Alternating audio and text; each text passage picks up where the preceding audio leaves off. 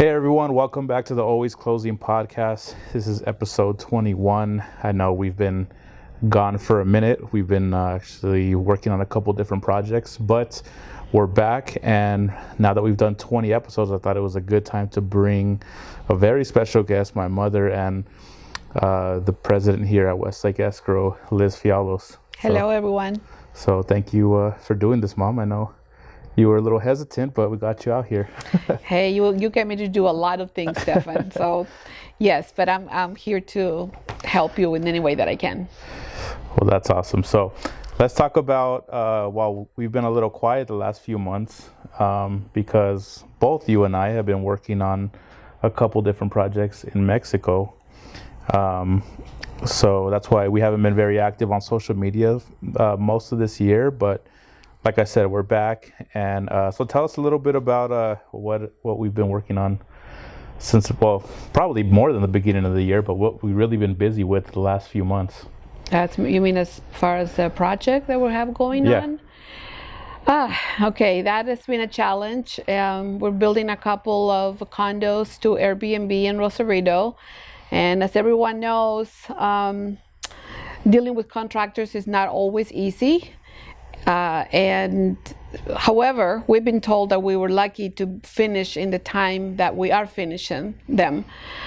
So that is why it's taking a little bit more our time away from other things. Being antisocial, can attend to family gatherings and stuff, because every weekend we're going to Rosarito to get things done. Yeah. So just a little background on the actual project. So you actually bought that lot, what, 5-6 years ago? I want to say, yeah, like 5-6 years ago. Yeah, 6 years ago, I think. And what was the original plan with that lot? Because it wasn't to build Airbnbs. No, it was to build the house of my dreams. And as I mentioned a minute ago, you always change my mind and you always make me do things that is not in my agenda. So that was the plan. And then you decided that we're going to do condos and Airbnb of them. And I just said, okay.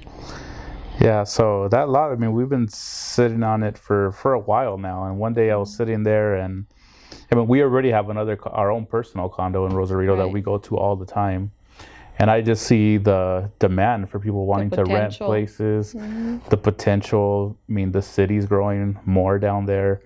They have like these big music festival called Baja Fest, which is like the Coachella kind of Mexico. Yep, crazy. So that, I was like, we got to do something with this lot. So that's when we decided, hey, let's start planning to build maybe a duplex here. And well, a year and a half later now, we're almost there. So I think maybe about another few weeks, and we should be good to go on that. Yeah, and I mean, in a way, it was kind of blessing that it wasn't so busy with the real estate market, because we were concentrating a lot on getting that done. And it's good to diversify. Yeah. You know, we don't have a lot of escrows to close. We'll have condos to rent. That's right. I mean, in the same time, I also started another project, which I won't really get into much of that, but I started another project in Mexico, which was going on simultaneously with this Airbnb thing. So we've been driving to Mexico quite a bit, at least once a week. So I would say almost every weekend we've been there. Yeah, I mean, you're going again this weekend again, right? Yep. Yeah, so we're kind of looking forward to wrapping this thing up so we can spend a little bit more time at home and a little more time with family, but we're getting close. But going into the main topic today, I know we're going to try to plan to do these a little bit more often, and we're going to talk about what's going on in the industry, what's going on in the market. But for this episode, since it's your first one, I was thinking more to kind of go into your personal history in the real estate market, and how you kind of got involved with everything. But let's go back, like way back. I want you to tell us a little bit just about, like, because I think your story is pretty inspirational probably to a lot of people. So tell us about like your childhood. Like where did you grow up? Where did you like grow up as a kid? And how did you come to the United States and eventually start your own business? Well, I was born and raised in Sinaloa. And I had an older brother that in Mexico, for some people that don't in know. Mexico. Yeah. And one of my oldest brothers said, you need to learn English. So I'm going to take you to LA. And at the time I was 14, came to this country not speaking one word of English, and being a teenager and not speaking the language, it was pretty tough for me. But when you're young, you tend to absorb things quicker, and little by little I started learning, and that was my first year in junior high, and then the following year went to high school, then went to college, and so on. And then I met your father in high school, and right after graduation, he went to the Air Force for 4 years. I waited for him, he came back, and we got married. And then you were born. And like 6 years later, we had a second child, and so we formed a beautiful family. And when both of you guys were young, and you know, your father was traveling a lot, and I was playing mom and dad to both of you. So, but I wanted to also work outside being a mother and a housewife. So I picked up I'm sure you don't know this, but there was some kind of a magazine called Penny Saver, and they were this escrow company. This escrow company in Diamond Bar, they were hiring, and I really didn't know what escrow was. I had bought a couple of homes, but I signed documents. I didn't really know the process of what that entailed. So I picked up the phone, I called, and I said I wanted to apply for the receptionist job. And they gave me an interview. I went there, and they hired me on the spot. And but I was working just part-time. And what's funny about this, 26 years later, is that to me, that language was so foreign. Escrow was like, it was scary, it was intimidating. And 3 days later, I thought, I'm just gonna go home for lunch and I'm gonna come back. Because I was not gonna come back? Not come back. And, but I said, no, I need to be more professional than that, so I'm gonna stick it out.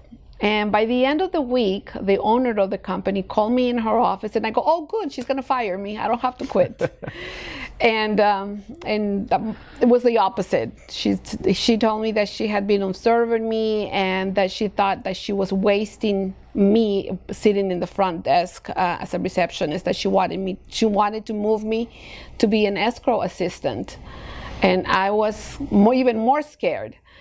But I was very blessed that she partnered me with my mentor, the best escrow officer in the industry, I think. And she was very patient, she loved to teach. And she taught me pretty much 90% of what I now know. I owe it to her. And from there,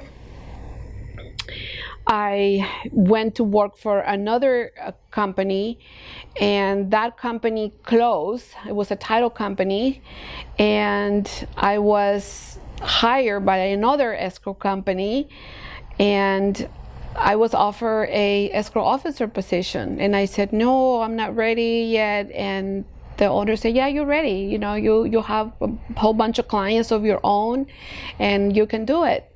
So they gave me the title of an escrow officer.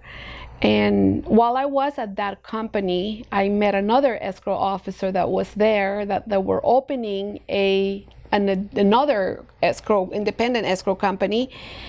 And she asked me and she was going to manage it. So she asked me if I wanted to start the company with her. And I said, sure, because I wasn't really happy where I was at. And so she brought me into Westlake, and we opened the office pretty much together. And this was in 2003, right? 2003, at the end of 2003. So as a side note, we're actually approaching 20 years. Our 20-year anniversary this year. Yeah. So I came in as an escrow officer, and I had a huge account, which pretty much I was supporting the office. And at the time it was countrywide. Mm-hmm. So I had a huge account. And one day I was visiting Countrywide, and the owner called me of Westlake and said, he asked me where I was at. And I said, I'm visiting my client in Rosemead, Countrywide. And he said, when you finish, don't go back to Diamond Bar, come to my office. He was in Orange. And I'm driving there because everybody feared him. And I'm thinking, okay, he's going to fire me. But I didn't know why he would want to talk to me or a reason to fire me when I was the high producer there. So he didn't tell me why he wanted me to go see him after my meeting. And when I walked in the office, said to me, he must have said that I was nervous. And he said, don't be scared. You're here for a good reason. And I said, and that is? He said, I want you to buy Westlake. And I said, buy Westlake? I said, I'm not ready for that. I've never really owned a business, and I don't know how to handle. I mean, I know how to do escrow, but I don't know how to run a business. I mean, an escrow company. And he said, you're pretty smart. You can do it. And so, make a long story short, I bought the company, and I've been through ups and downs. We all know what happened in 2007, 2008. We had to shrink a lot, but I'm one that failure is not in my vocabulary. I knew that the market was going to rebound, and I stayed and I pulled it through. I have a very good client of mine that said, Liz, we're not shutting down. We're going to stick it out together, and you're going to be okay. So I will forever be grateful to my client because he encouraged me and he helped me a lot. And to this day, he still supports me and encourages me once again with this crazy market. And we're going to do it. We're going to rebound again, and we're going to get out of this hard times and continue to succeed. So going back to like where you started the company in 2003 and today, not so much where the market's at right now, but just the differences of doing business back then and doing business now. What are some of the differences that you see? Back then, I think escrow had a little bit more apprehend and control. I think escrow officers were more respected. Then I used to say that we were like the law back then. You know, nobody closes, nobody does anything until escrow says it's ready. And basically we still have that rule that we have to say, okay, we're ready.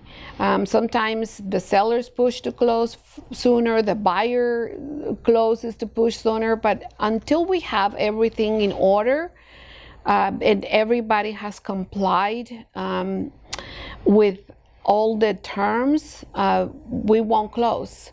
I always tell my clients, let's do this everything right, because I don't want to see you and myself and your clients in court.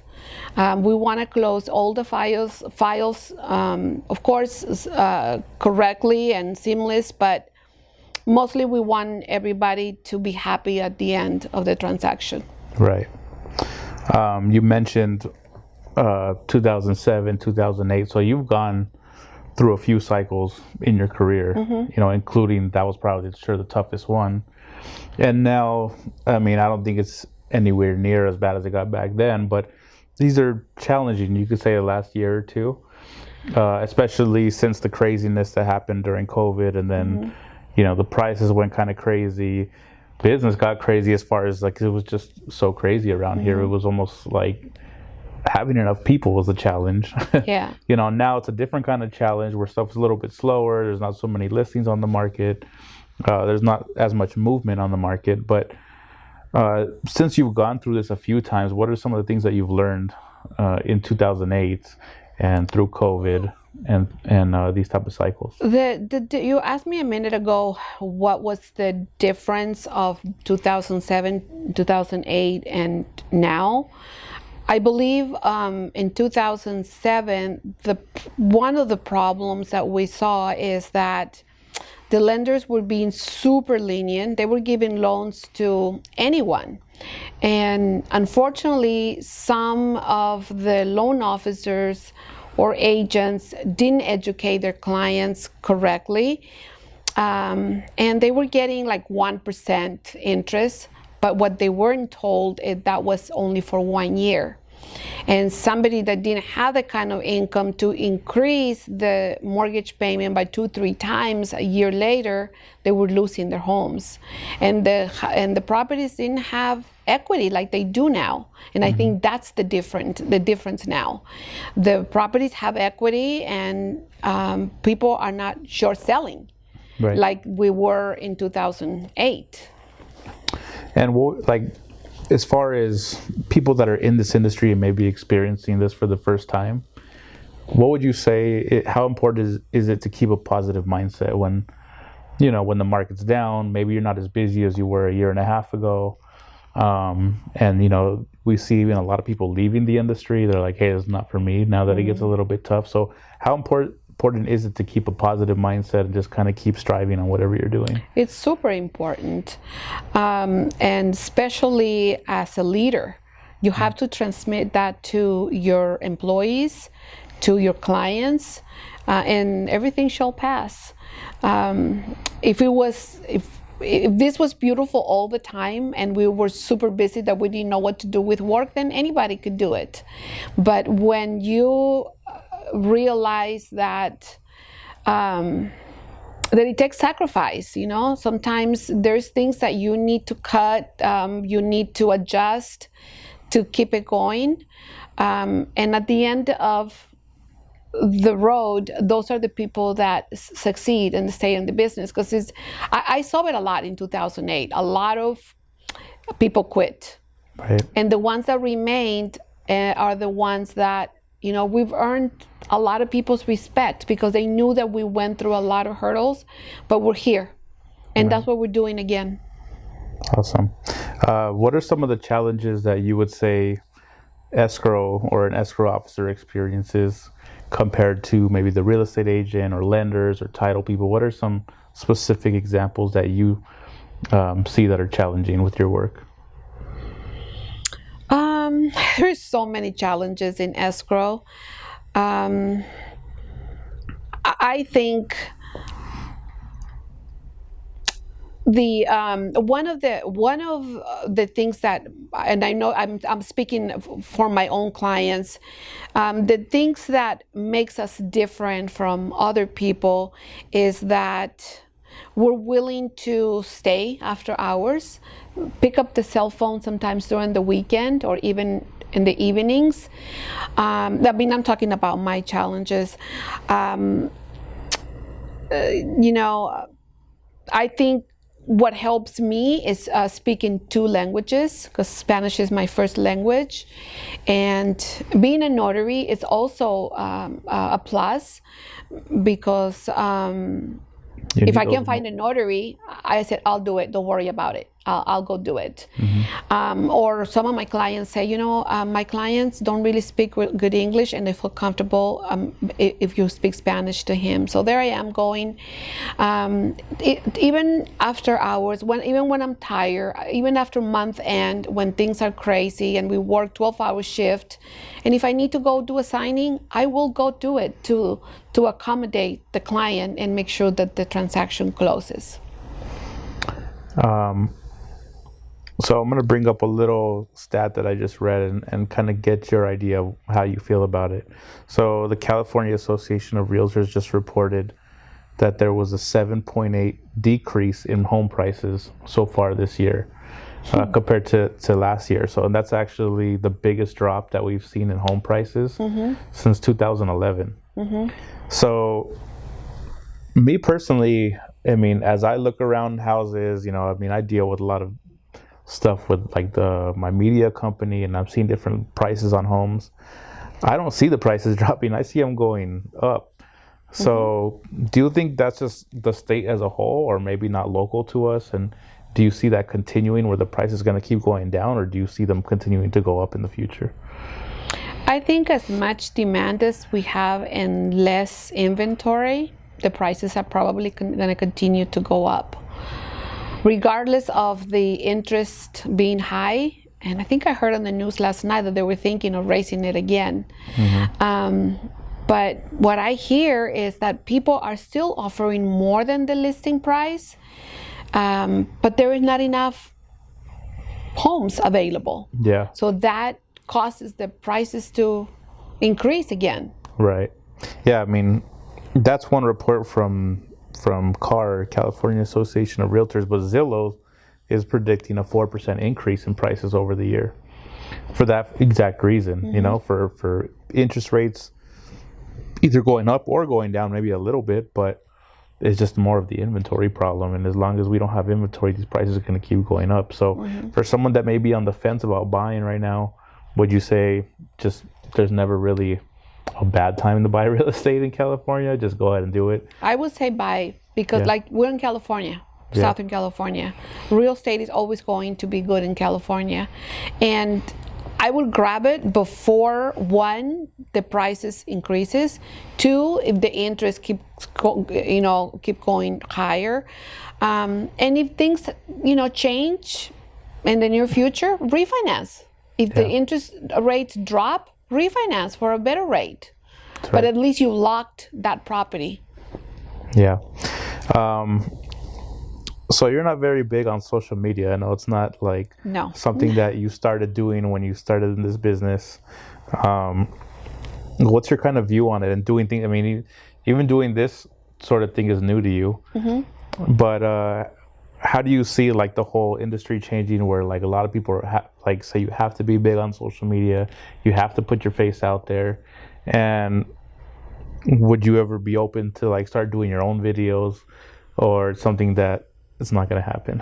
Once I feel comfortable, yes. You keep telling me that the more I do it, the more comfortable I'm going to feel, and I'm feeling pretty good right now. So I think I can do it. I told you the podcasts are a lot more natural than shooting a video in like 30 seconds and having to be perfect. If you're just having a conversation, it's a lot easier. Yeah, I think I'm going to be able to do it. And I should. So to wrap up, because we're already approaching our 30 minutes here, where do you see yourself in 5 years from now? I already know the answer kind of, but whether it's working or not working, where do you see yourself in 5 years? I don't know that was a good idea to ask me that question, Stefan. But it's obvious that one day we're all going to retire. And of course, I'm not ready for this right at the moment. But I will, when I do retire, I don't think I can detach completely from escrow. Not only I'm leaving this business in your hands, I'm always going to be there for you. And I want to be able to fill in if somebody, is on vacation, calls in sick. I want to be still linked to escrow somehow. So I mean, as demanding as this job is, I can't imagine one day, the next day, saying, "Oh, I don't have to go to work. I don't have escrow to do." Yeah. I'm so tuned into escrow that it would be very difficult to detach. Okay. Well, that sounds like a good plan. And is there any last thing, maybe a last, as someone that's been in the industry so long, a last piece of advice, or maybe somebody out there that's struggling right now or new to the industry, or maybe, just maybe having a challenging few months? What's a piece of advice that you can give to someone out there? The best advice I can always give anyone is to always be honest. That's always going to surface, and people are going to respect you for that. And I've taught you and your brother the same thing. Always do the right thing, because when you do, you benefit from it. You'll be blessed. And just be patient, because we are in Southern California, and everybody wants to come and live here. So the real estate is going to continue to grow here, and just be patient. This will rebound, and when it does, we're all going to be busy again. So don't lose patience. While this is adjusting, we'll be rewarded when things get back to normal again. So enjoy the slow time. Well, there you have it, everyone. So, be patient, be honest with everybody that you work with, and the business will keep coming. So, Mom, thank you for going out of your comfort zone a little bit and doing this interview with me today. I'm excited to get the podcast going again. I'm going to have some very special guests coming up soon as well. And we're going to try to do more interviews here in the office, just with our team, with Deanna, I think is going to be next. So you'll be hearing a lot more from our team specifically. But thank you for tuning in to another episode, and we'll see you on the next one. See you later.